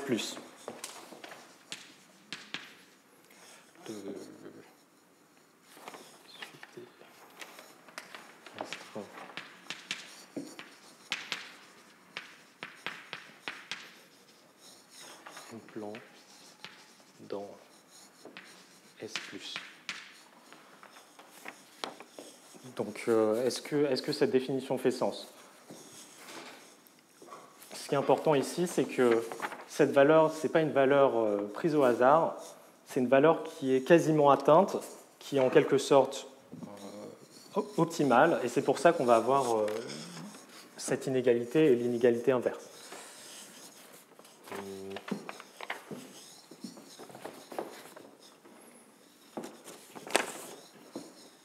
Donc, je vais d'abord expliquer comment utiliser cette application barycentre avant peut-être de dire quelque chose sur la preuve. Mais là, vraiment, techniquement, ce qui se passe ici, c'est très important.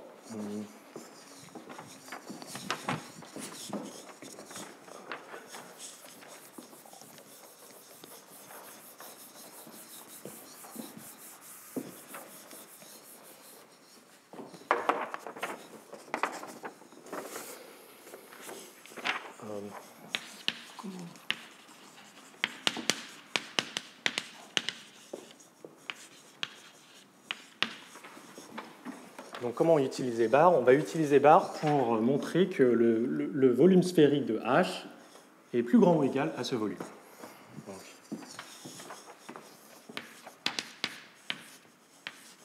Donc, pour ce faire, on va se prendre un courant dans la classe déterminée par la variété M et par un argument de perturbation, on peut en fait supposer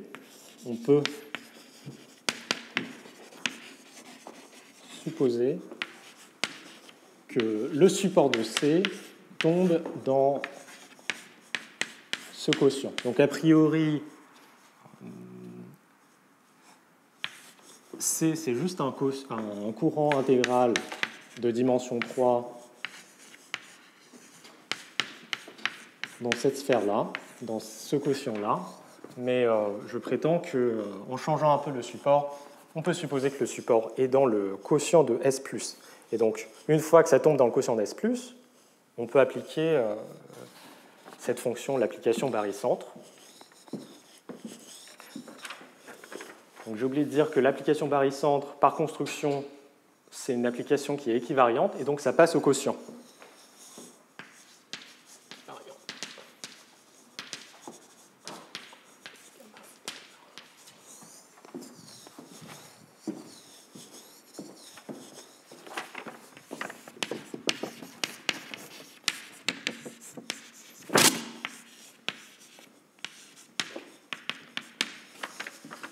Donc, en appliquant bar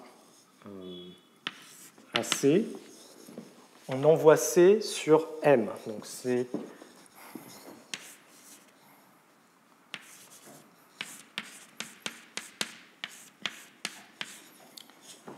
ça, c'est inclus dans M.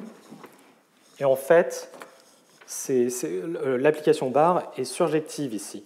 Donc ça va envoyer le support de C avec un degré topologique 1 sur la variété M.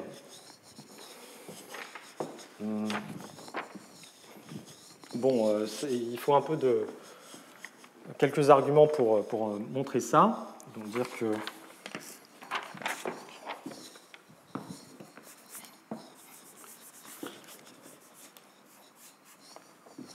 hop.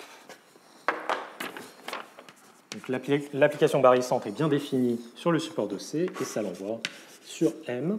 Ce qui est important, c'est que surjectif.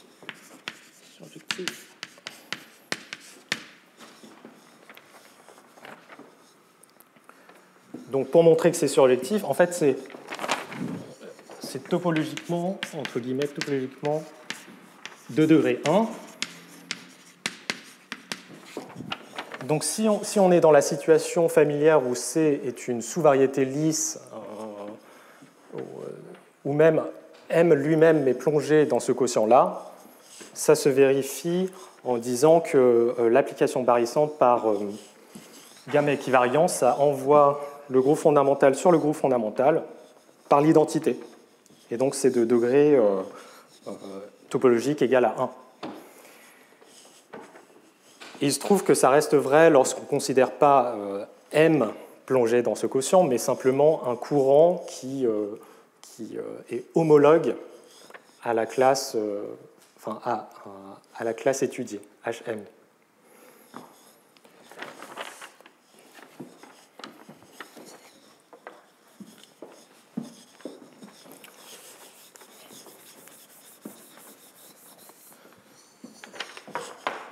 Voilà, donc on a une application qui est surjective de degré 1, et en plus on a une estimation sur le jacobien.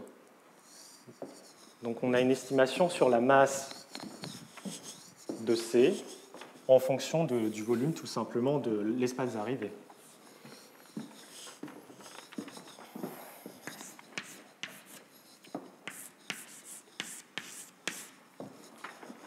Donc on obtient, d'après le lemme,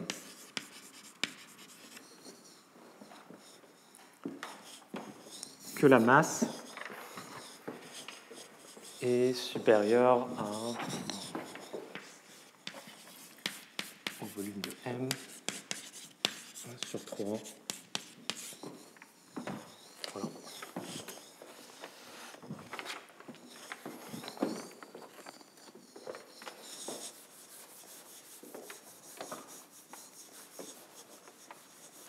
Et donc ça montre le cas difficile. C'est la direction, le volume sphérique est plus grand que le volume. Donc pour résumer, il n'y a pas 36 façons de montrer qu'une quantité en général est plus grande qu'une autre en géométrie. Une méthode très générale, c'est d'avoir une projection avec un contrôle sur le jacobien. Et c'est exactement ce qu'ils arrivent à faire ici, ils montrent qu'on a toujours comme ça une application qui s'appelle l'application barycente, qui a non seulement une bonne borne sur le jacobien, mais aussi qui envoie de façon surjective ce support-là sur toute M. Ça recouvre toute M, ce qui, par conséquent, donne cette borne. Comme le volume sphérique, ça n'est rien d'autre que l'infimum de ce genre de masse, on a une direction.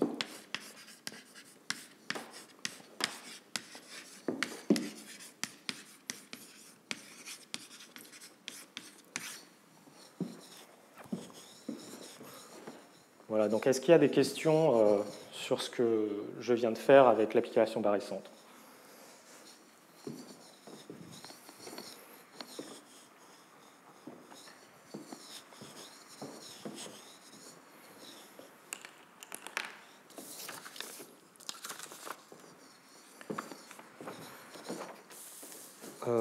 Là, j'ai le choix entre essayer d'expliquer ce qui se passe ici et donner la fin de la preuve, donc donner l'autre sens. Je vais voir.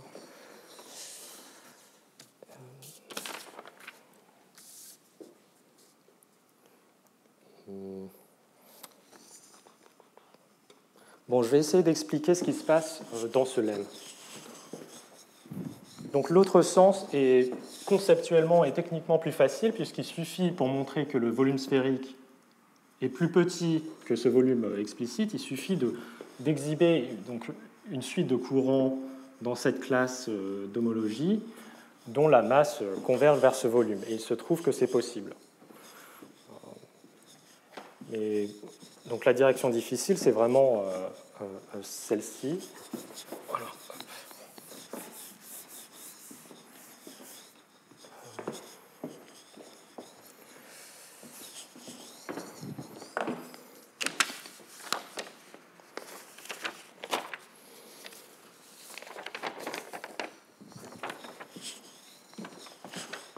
Ok, donc la question ici, c'est explicitement comment estimer un tel jacobien. C'est une application qui est définie de façon implicite. Comment calculer ce genre de choses.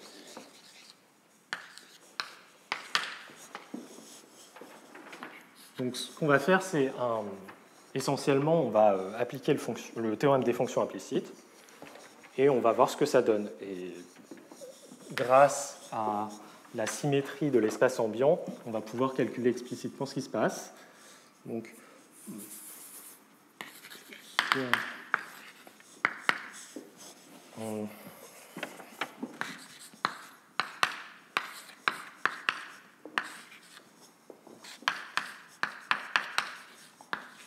ok, donc on a cette fonction qu'on va définir par x est un point du revêtement universel, f est un point de cet ensemble de fonctions L2.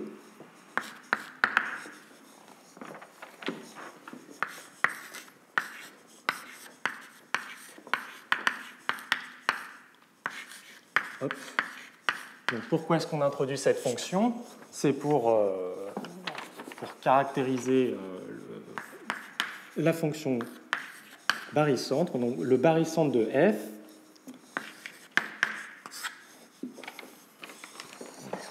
c'est ça,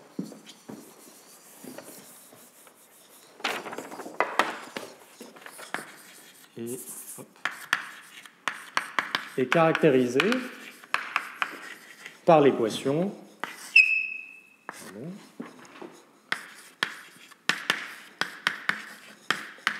G de barre de f est égal à 0. Parce que ça veut exactement dire que le gradient de cette fonction strictement convexe est nul. C'est juste ça que ça veut dire.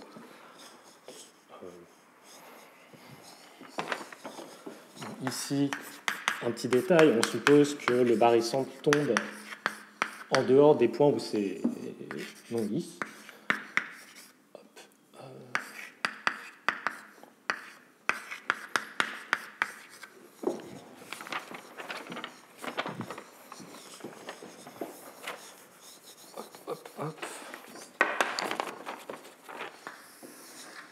Et donc, pour calculer la différentielle, on regarde ce que ça donne avec le théorème des fonctions implicites.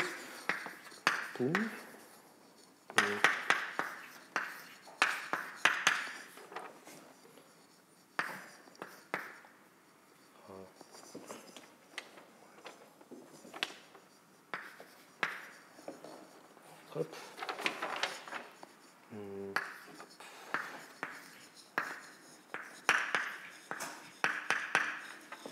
Voilà. Et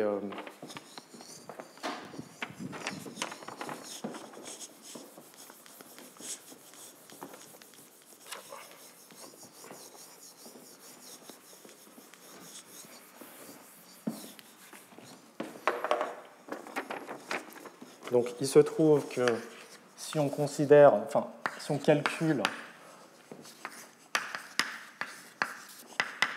ces dérivées partielles, on arrive donc à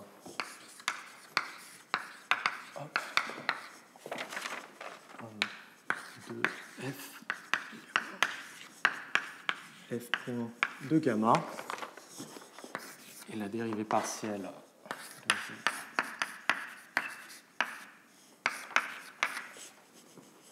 en x, c'est égal à une S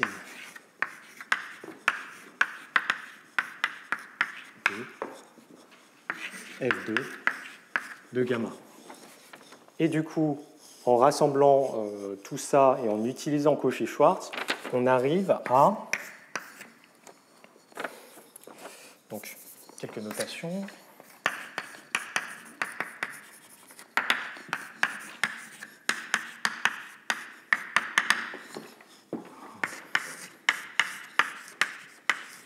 La SCN, hop.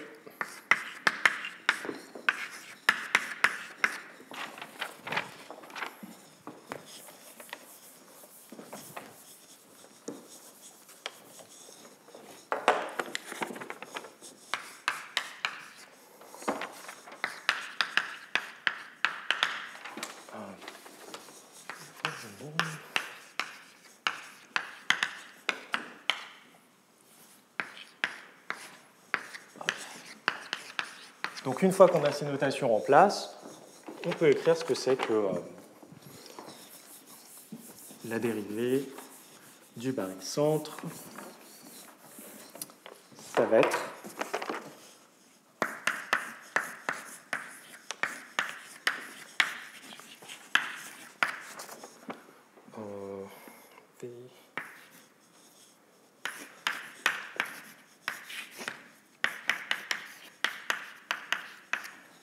donc on a cette inégalité pour tout V dont l'espace tangent à L tilde en X. Donc ici, X, c'est l'image du barycentre. Et pour tout élément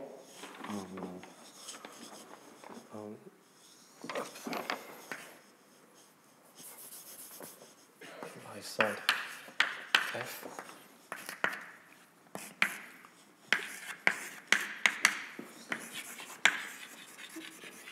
de norme 1. Bon, peu importe les détails pour l'instant, mais ce que ça veut dire, c'est qu'on a accès à cette différentielle avec ces expressions explicites qui impliquent donc le gradient de la distance et la hessienne des fonctions de distance. Donc c'est des choses qu'on comprend bien. Et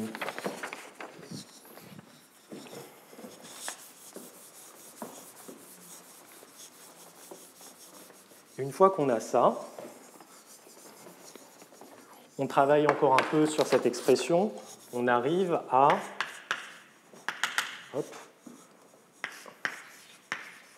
justement que le jacobien, donc le déterminant finalement de cette différentielle le long d'un n-plan,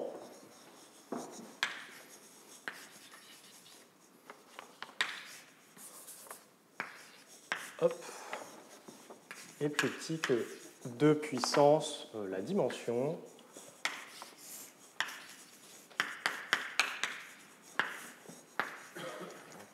fois ça. Donc on a cet estimé. Or, d'après ce que j'ai effacé ici, K de F, c'est plus grand que l'identité moins H de F.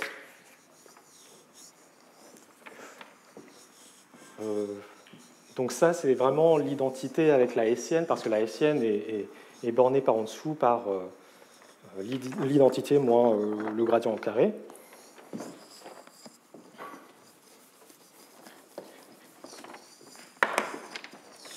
Et donc tout ça, ça implique quoi? Ça implique quasiment ça. Donc ça, ça vient directement de cette inégalité. On a que ce qu'on veut borner, ce jacobien,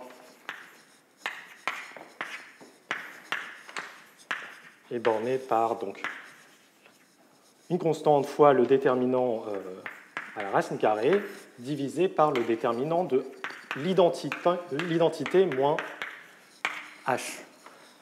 Donc ça, c'est vraiment très explicite maintenant, parce que H, je vous rappelle que c'est un endomorphisme qui est symétrique. Et si on regarde ces valeurs propres, on ne sait pas exactement ce que c'est, mais c'est des valeurs propres qui vivent strictement entre 0 et 1.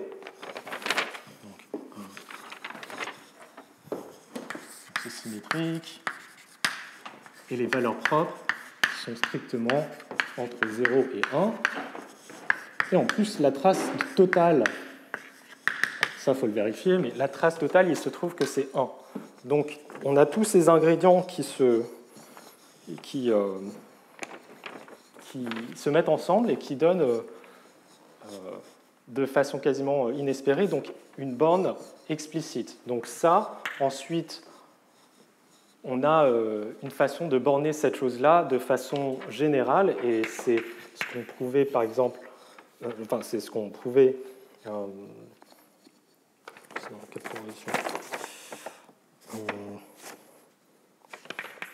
si vous voulez voir les détails, c'est dans l'article de 95. En fait, on essaye de maximiser cette fonction comme une fonction sur l'espace des matrices symétriques qui satisfont ce genre de conditions, et on se rend compte que c'est maximum lorsque H est une homothétie. le calcul lui-même est relativement élémentaire, mais s'en rendre compte, c'est ça qui fait l'importance de ce lemme. Et donc ce lemme est vraiment prouvé de cette façon-là. Donc je crois que je ne vais pas avoir le temps de dire autre chose de substantiel, donc je vais m'arrêter ici. Et la prochaine fois, ça sera dans 2 semaines. La semaine prochaine, il n'y aura pas cours. Merci.